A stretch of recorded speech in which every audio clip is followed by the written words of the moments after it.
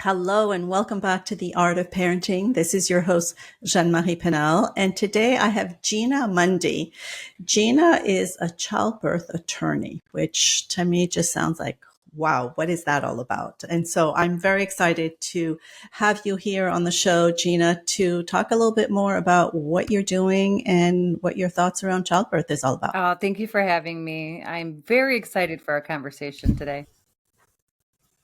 Yes. So, Gina, I always love to start with having my guests describe what the art of parenting means to them. That's such a great question. Oh, yeah, what the art of parenting is for me, let me tell you, it's I don't know if I even call it an art. I feel like with me, it's like hair on fire all the time with my kids. But I chose to be one of the moms who, very career oriented, and whatnot. So, when I do and when I am trying to parent, or sometimes, I do feel, because I do work and I've traveled the country, for the first 18 years of my career. So I was gone a lot traveling for my job. And so for me, I probably tend to give into my kids a little bit because I'm not around as much now. Obviously, COVID hits everything, my courts go to Zoom. A lot of the traveling now is more Zoom and all that. So I'm home more. So it's almost like a change in the art of parenting, right? Before, I think I used to just give in, oh, you want McDonald's? Sure. Now I'm like, no, I'm home. I'll go cook you your food, or whatever it is. I seem to, I would almost like the art of parenting for me was like, they're mommy deprived. So here you go. Whatever you want. And now, I'm home more now, still working all the time, of course. But I'm here more. So I'm like, it's funny. It's like a little more strict to them. Yeah. It sounds like it's the art of juggling from what you're describing. It really is. You're trying, I try my best is probably the only way I can, put it out there. They are my kids, and my family are my priority. So I do try, but it can be interesting when you're juggling parenting and everything else. Yes. Yes. So before we get going in our conversation, I'd love for you to share a little bit about your background and how you came to do the work that you're doing. And I know you've come out with a book about safer childbirth, a parent's guide to a safer childbirth. And I'd love to know just a little bit more about your background so our listeners and our viewers can get to know you. Oh, thank you. So I have been an attorney specializing in childbirth cases now for over 21 years. And basically, this is nothing they teach you about in school, law school, nothing. So I graduated law school, needed a first job, stumbled into this area, and I've been there ever since. And just so your audience understands what a childbirth case is, I mean, these are cases involving the birth of a baby and something goes wrong. And baby's not born healthy. Baby may pass away, or sometimes mom may pass away during childbirth. So then, as the attorney, I come in and I find out what happened, what went wrong, why, what should have been done so baby was born healthy. In these cases, the allegation is always, a preventable mistake is what caused the baby to be, born not healthy or mom passed. So those questions,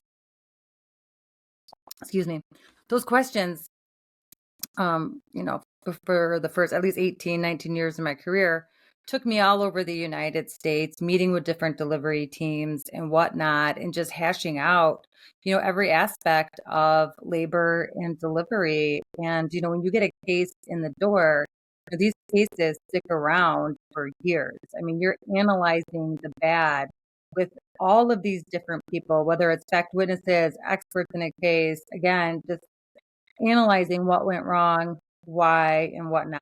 Basically, about 19 years deep into my career, we had like a near family tragic event during the birth of a baby. And basically, it stopped me in my tracks. It was actually my niece, who was like a daughter to me.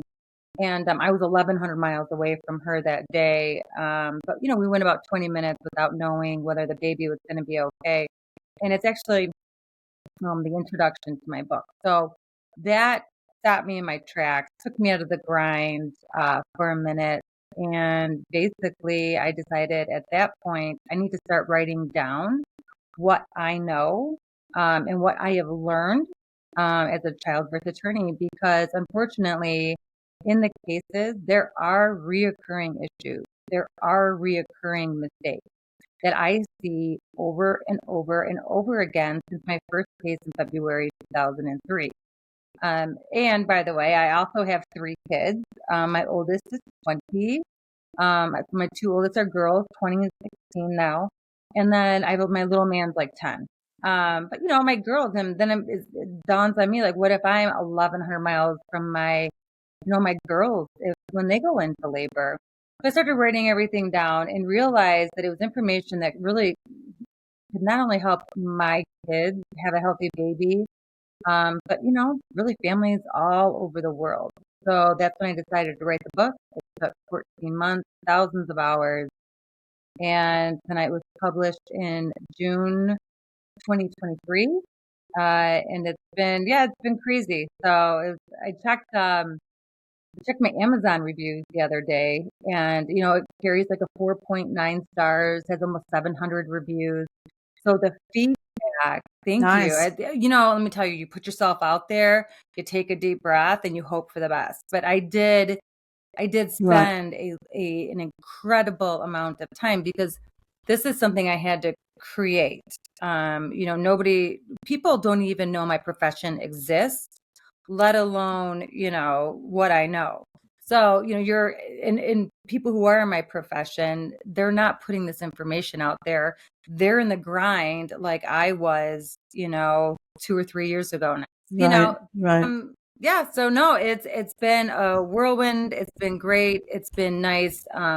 I was really happy that I did. So ultimately, in the end, I'm still a practicing attorney. I still take on childbirth cases. I right here on my desk, I have some I'm working on currently. And but basically, instead of getting involved in the aftermath of something going wrong, I'm trying to get involved before childbirth to help families have a healthy baby and prevent the mistakes and complications that I've seen now for over 21 years.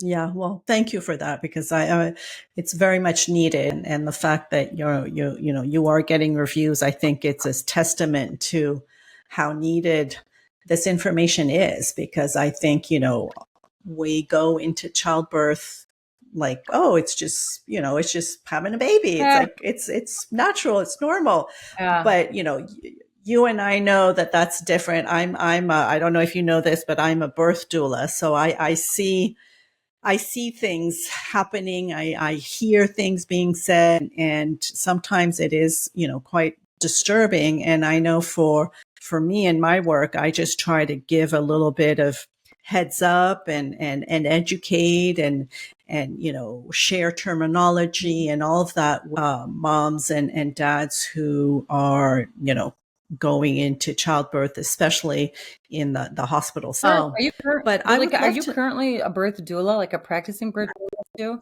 I Okay, I'm just I gonna am. throw this out there, Yes. just so everybody understands. Okay. As a childbirth attorney who only sees the bad, like that's it. I'm jealous of the healthcare providers because they see the good and the bad. I see the bad. I analyzed it for years.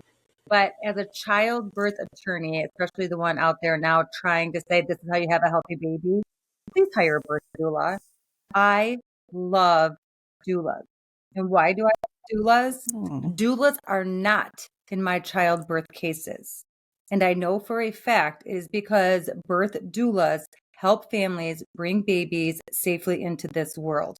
Otherwise, they would be in my cases. And by the way, I asked my colleagues, because I'm like, wait a minute, there's no doulas in our cases. And I've asked my colleagues, the last colleague I asked, what it was a guy, and he's like, what's a birth doula? I'm like, I know. And same thing. He's been a childbirth attorney for, 20 something years. And it's because you guys are not in cases. And just so everybody understands that if a mom even spoke to a birth doula during her pregnancy, a birth doula talked to her over the phone, the birth doula even stepped into the laboring room for 1 minute, that doula would be a fact witness in my case, no matter what. And again, I repeat, birth doulas are not in childbirth cases. I highly recommend retaining a birth doula.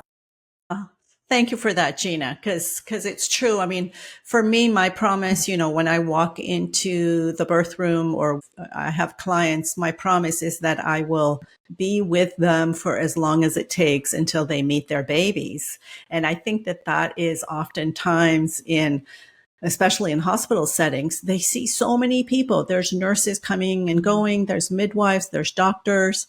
The doula is that one person that is consistent, that is there for both parents or anybody who is, with the birthing person. And so I'm glad that. Okay, now that you said that, I have to add to that because that's one of my biggest things on why you guys are so important. So in my cases, it is the delivery team's care that is at issue and analyzed more than any other aspect of the case. That's because the delivery team is responsible for bringing your baby safely into this world.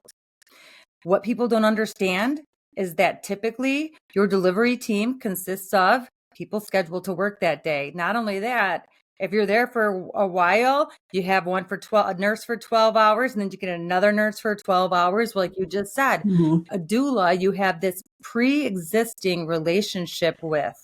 They stay at your bedside. You're comfortable with them. You know how to communicate with them. These are not strangers you are meeting for the first time.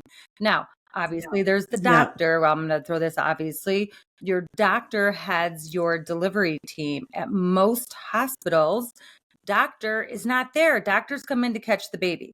It is the nurse or the midwife or a resident. They're the one providing, especially the nurse, your direct patient care, communicating with the doctor who's not at the hospital typically, unless they're picking up a 12-hour shift.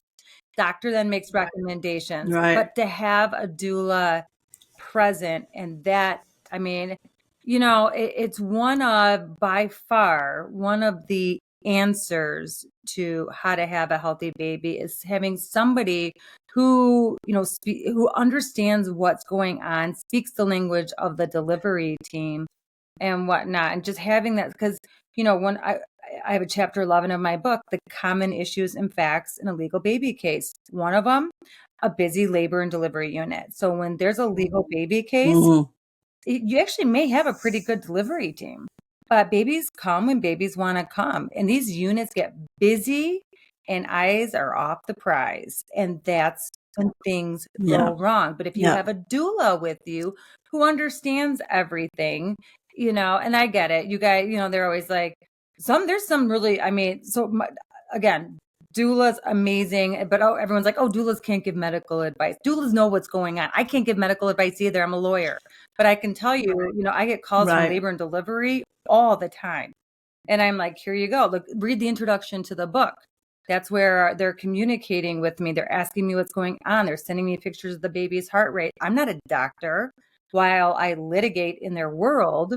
But same thing with you. You're walking in, you know exactly what's going on. And especially if it's a hospital that you're familiar with, you know a lot. And what you know can really be that pivotal point that makes a difference. Because just to finish off real quick, but in a lot of situations, I call them close calls.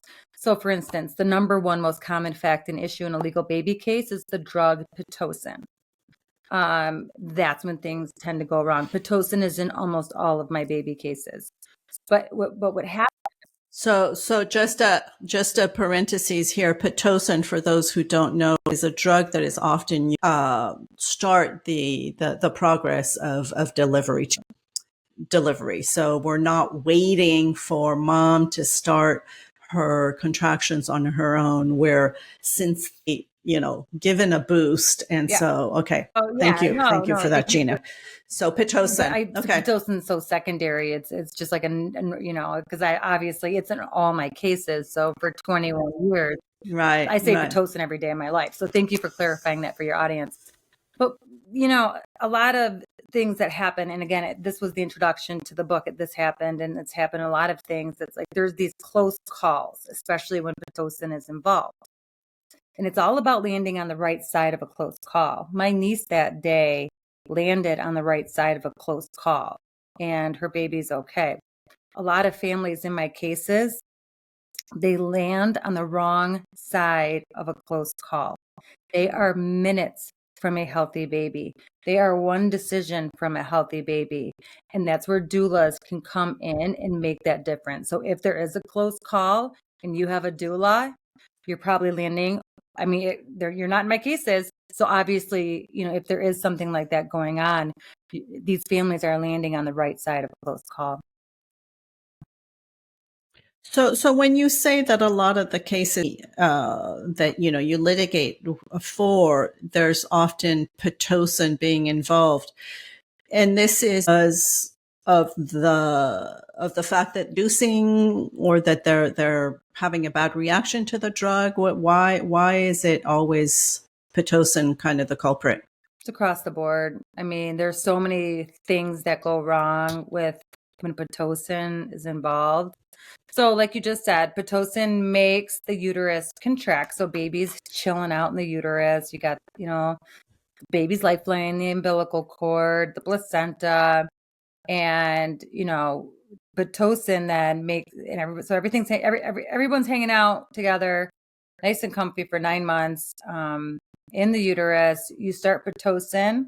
Pitocin then contracts or squeezes down on baby, their lifeline, everything. But what people don't understand with this whole contraction concept is contractions, they suck not only for mom, but for baby. But listen, babies are made to handle contractions. Nobody freak out.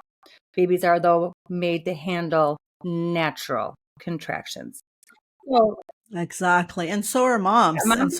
I mean, that's how our bodies were created, I found right? one mom, by the way. I can find one, and she's like a mental coach who went through a pitocin induction with no epidural. I can't find anyone else. So, but wow. but wow. Moms are lucky, right? Mom has a pitocin induction. The contractions are out of control, super intense. Mom gets an epidural. She's okay. Baby, no. Baby doesn't get the relief that mom gets.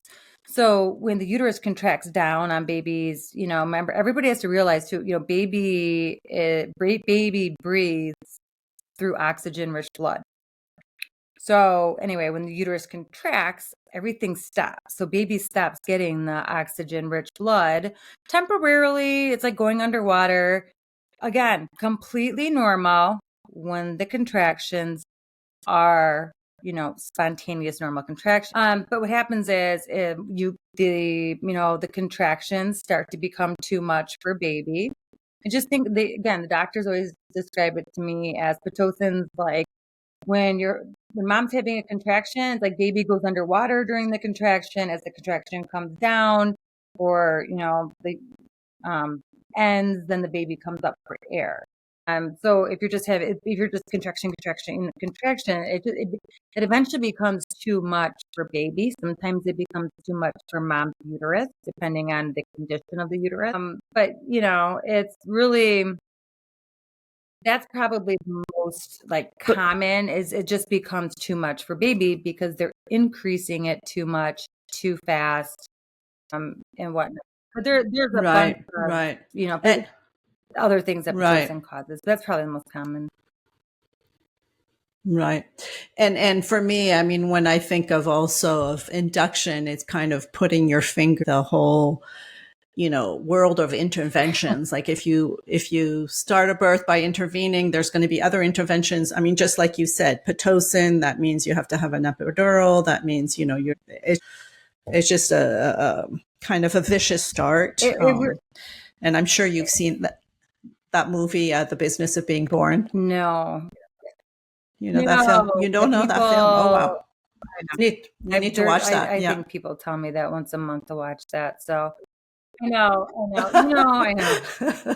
I'm like, oh, but again, like I said, with the art of parenting, if I get a free minute, it's like, it used to be Disney movies with the girls or, whatever I was watching, depending on their age. But it's like, for me to actually go try to watch a more movie that, what I should do is I should just watch it during business hours. That way. That way, You yeah. definitely should, because it's all about what you're talking about, of just the fact that once we start interventions, it's just, it's a vicious circle where there's going to be more, and then there's complications, and then, you have to get out. Yeah, and that's a So, huge, no, huge very part of what interesting. happens. Yeah. Yeah.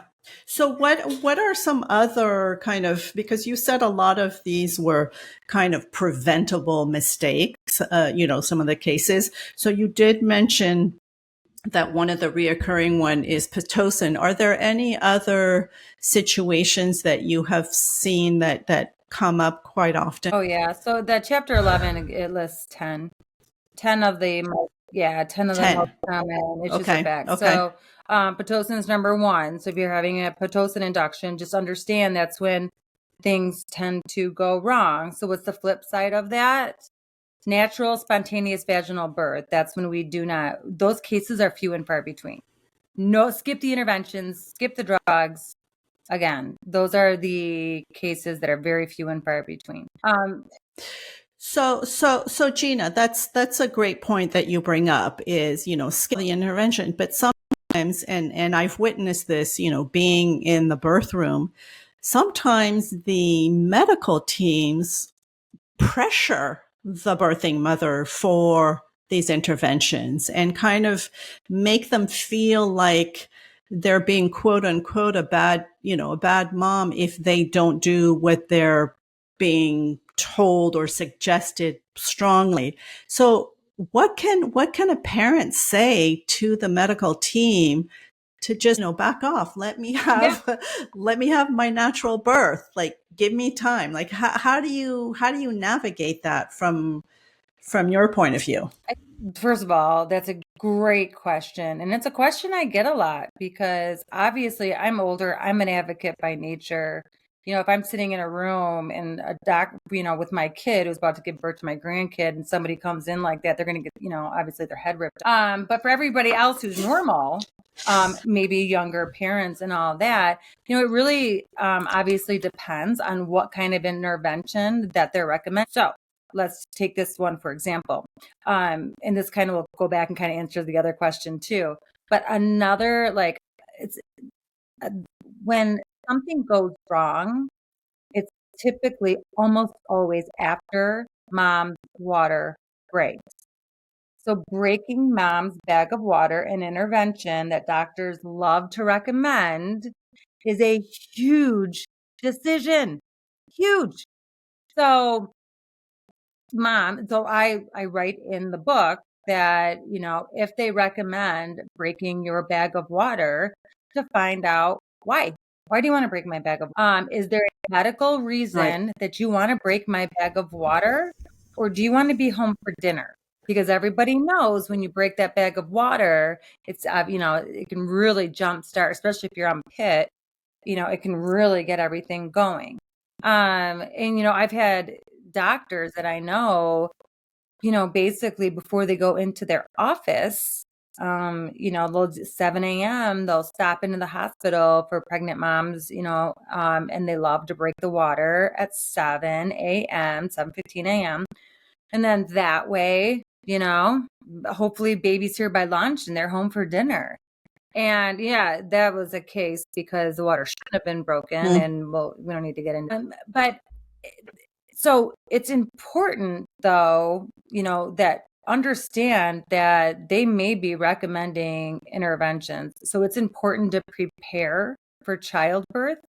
The families in these cases, kind of like we talked about earlier in the podcast, a lot of people just, hope for the best. They just roll up to labor and delivery, and that's it. Well, as I said earlier too, remember these families are one decision or minutes from a healthy baby. So having an understanding and preparing for childbirth will give you the knowledge base. So if they do recommend an intervention based upon every labor is different, every mom is different. So they want to recommend an intervention to you, you're going to be able to be like, why? Or if you have a doula, the doula is going to be like, asking questions or, well, what do you think or whatnot, but even having a doula there, because obviously, mom, you are trying to mentally and physically focus on delivering baby. So when they are recommending interventions, and depending on how they're doing it, because I hear a lot of when they give recommendations, sometimes it could be, basically, they're kind of scaring you with, you may have a sick baby if we don't do this. But is it really true, Right. or, what is that? So anyway, you really, if you prepare and you understand what you're walking into, I have in my book, chapter 10 are all the tests and interventions that really can be offered to you during labor and delivery. And I did that and I put that in there so you understand why they're being done. And if they say, okay, well, we just did this we want to do this, or it's more even like the BPP, the biophysical profile, the non-stress test, those more type of, testing or interventions. But you have an understanding of why they want to, what it is. So you're not hearing words Right. for the very first time. Because the problem is, if they're recommending an intervention, it's typically because there's a concern about the baby. So they don't go concern about the baby, C-section or whatever. There's like, okay, here's some tests, here's some interventions we can do. But that concern with the baby can really kind of catch parents by surprise. And that element of surprise, that deer in the headlights, it can take your focus away. It can, when you don't know and you're relying on everybody who's bedside with you to explain it, it doesn't work. And those are the situations where if you're not ready for childbirth, you're like, yep, go ahead with the intervention because I don't know any different. And I'm going to go ahead and rely on you, even though I have no idea who you are, because I'm just meeting you for the first time because, you're my delivery team. Obviously, unless the doctor's in there, which is, a relationship that you hopefully built with people in that practice over your pregnancy. But is there, I guess my question is more like, would there be a good way to formulate, like, I need some time about it? Or because sometimes, at least for me, being a birth doula, I will try to help the person make a decision on whether, what are the benefits? What are the risks? What are the alternatives? What is your intuition telling you? Like, would you rather just wait it out so that they can communicate their desire and their preference to the health providers? But is there something that would, like a phrase that you would, rent to these parents to, like, take ownership of the situation and say, no, I'm not ready for the intervention, or, please explain clearly what the risks and benefits are. Like, is there something that we can be, the conversation that we can be having with these health providers so that we don't make a mistake, right? Oh, yeah. No, I mean, it's so, just always contingent on what, exactly it is. But here's the deal. If they're recommending an intervention, so I even write this in my book. Look at your delivery team to figure out, are they truly worried about the baby? Because if they're like, yeah, there's some concerns about the baby's heart rate, which, by the way, I tell you to learn how to read the baby's heart rate because that is the basis for so many of their interventions and whatnot. But so it's maybe not asking the question first, it's observing the delivery team. Because I can tell you, if it's a true emergency, they're going to be freaking out. There's going to be people running into the room. It's going to be chaos. And you better be like, and if they're recommending an intervention while everyone's running, moving fast, and, and they're like, go, go, go. They're talking a lot faster. They're not like humming and hawing. Yeah, you're going to want to be like probably listening to what they have to say carefully and not taking your time. You're going to want it because they're moving. You can tell.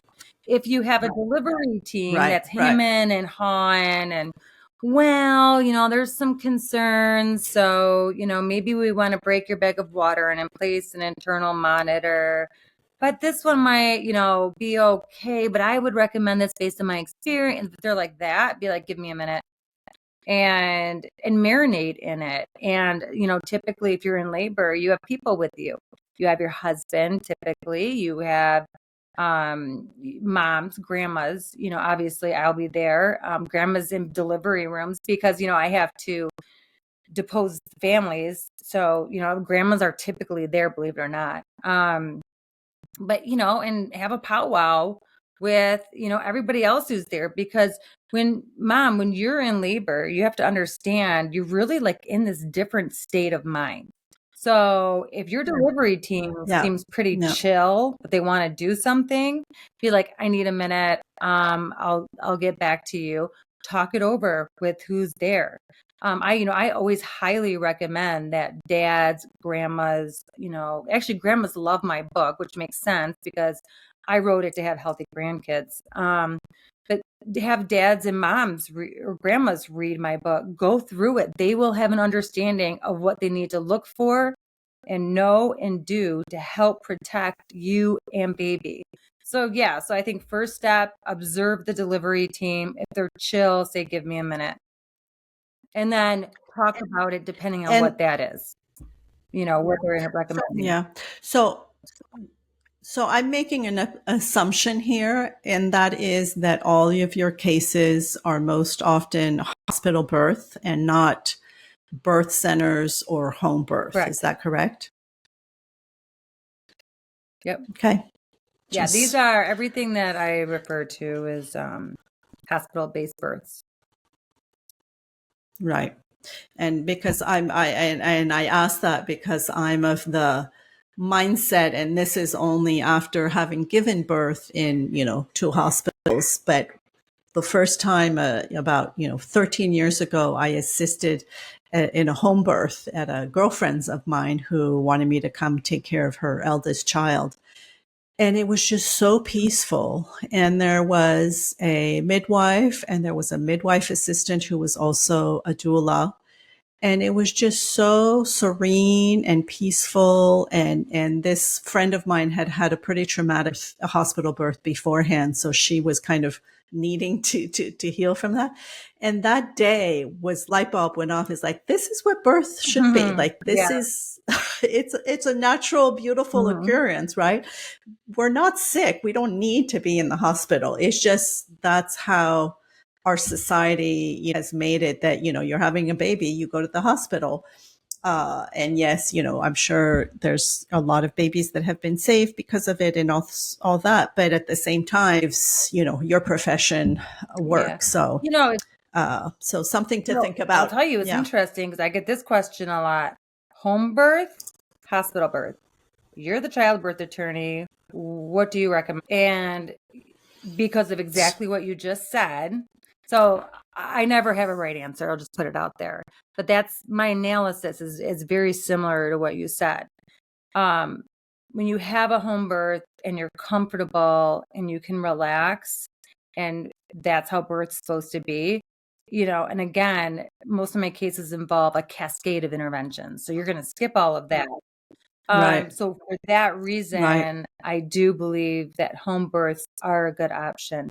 The only thing that scares me with home birth is if something naturally does go wrong or baby needs help or, mom or whatnot, and just not having that immediate care. However, to help get around that, make sure that there is a plan in place. How far are you from the hospital? How are you getting there? And go through all of that stuff. Because you want to get mom or baby. And that's the only thing with the home birth set. But again, I only see the bad, right? So of course that's going to scare somebody like me. But yeah. And I will set home birth, and I've been in this arena for a while to understand that home birth, one, they're attended by highly trained midwives who are, they're not called medical doctors, but they've gone through medical to be able to catch babies. So they're not OBGYNs who intervene. They are there to support mom and so forth. And they're very, very knowledgeable on how to help mom or baby. And what was very impressive to me is that they come to the home with like a slew of, all of the medical tools that they even have Pitocin if there's, things like that, just in case, there's a hemorrhage or something like that. So they are highly, highly qualified, and there's restrictions, and I know it's depending on the states, but, before a certain gestation time, they cannot do home birth, or after a certain, gestation time, they can't. It's a breech baby, things like that. So the restrictions as to a home birth is really for a, healthy mom, healthy baby, and you feel comfortable being at home. And they do always, always have a plan as if something were happen, what hospital are we going to, how we get, that's all put in place, way before the estimated due date. So, but no, I was intrigued to know if you had any cases of, birth centers or home the birth. birth, But yeah, it sounds like it's only hospital. Most are hospital based. The one home birth, the midwife is still in a vacuum from the hospital. It didn't go well. Midwives are not even supposed to Not use good. vacuums. Nope. So that was the one. Yep. And then in the natural birthing centers, there might be concerns about baby, but they don't transfer mom into the hospital fast enough. And then they do finally get mom on continuous monitoring and fetal monitoring and figure out the baby's pretty sick by them. That's probably, so those are like terrible. A few, you know what I mean? Those are very far between. Yeah. Most are hospital births with a bunch of interventions. Okay. Good to know. Well, thank you for all this. I'm sure it's enlightened a lot, and I don't want it to scare anybody, either, all of you expecting parents who might be listening or watching this. It's just about being informed. And I think that's what Gina's book is all about, is just, having the knowledge ahead of time so that you know what to look for, the questions, how to read the room, all of that. I mean, I think what you say about, observing the birth team, like, are they chilling out? Then you're all fine. If they're freaking out, then maybe you need to, reconsider your options. But thank you. You mentioned that you have a 20-year-old. If you were to go back 21 years when you were first expecting your first child, what wise words would you tell yourself knowing all that you know today? Oh, why my wise words? Oh boy. Oh boy. From 20, I don't know. What are my wise words? I'm going to make you edit this so that way it'll skip my him and han. But no, you can leave it in. That way people genuinely. Oh, what do you think? No, my wise words to her. So, I know it's going to the younger you. So 21 years ago, you're pregnant. You're anticipating this child. What would you tell yourself? I would say, so I hated being pregnant. I would enjoy being pregnant. Okay. I think if I was pregnant today, that would be something that I would enjoy.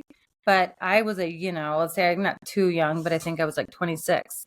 And, so I'm getting fat. I can't work out. All of that. So if you throw the pregnancy one in there, that's easy.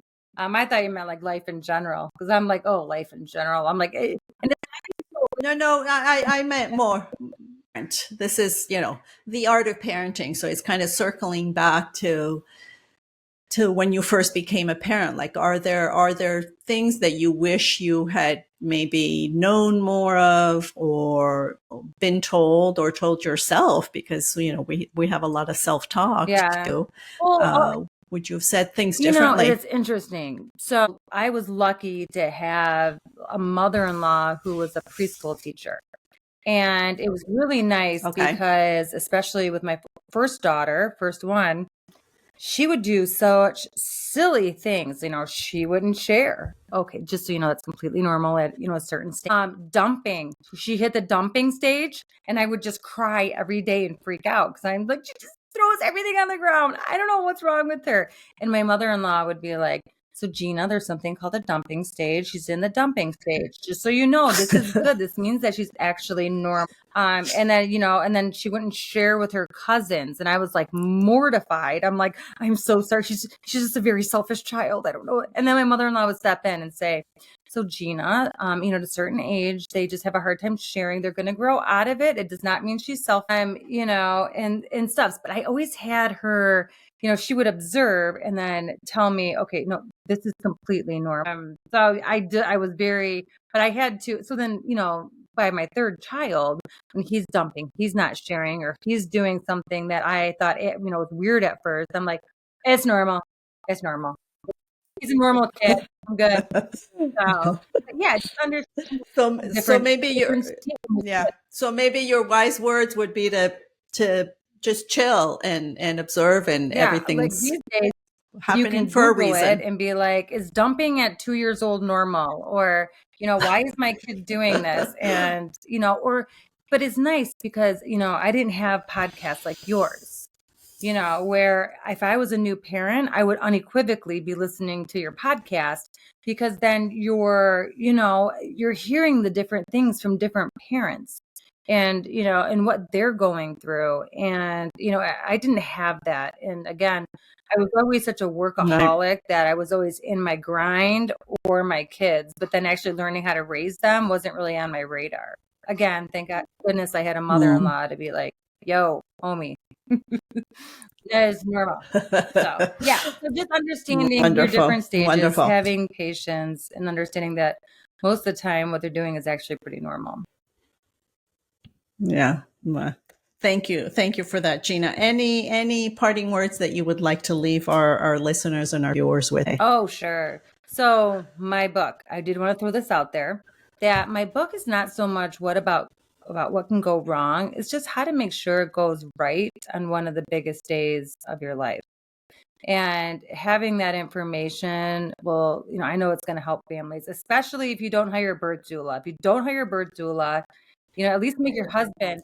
I would say hire a birth doula and read and you'll never have to meet someone like me. That's, I can tell you that, right? But even having, your husband or grandma or your mom at that point, soon to be grandma, just go over and understand what's in my book, because if you don't know what you don't know.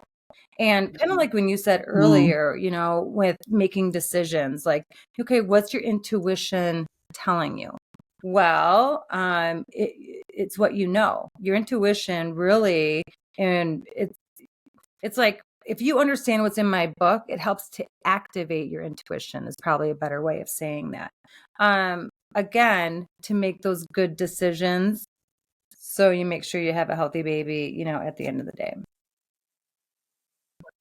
Wonderful. Thank you. Well, thank you so much first of all, for coming on the show and to have shared your knowledge through your book. So thanks again, Gina. Thank you for having me. It was such a great conversation with you. You're such a great host. I love it.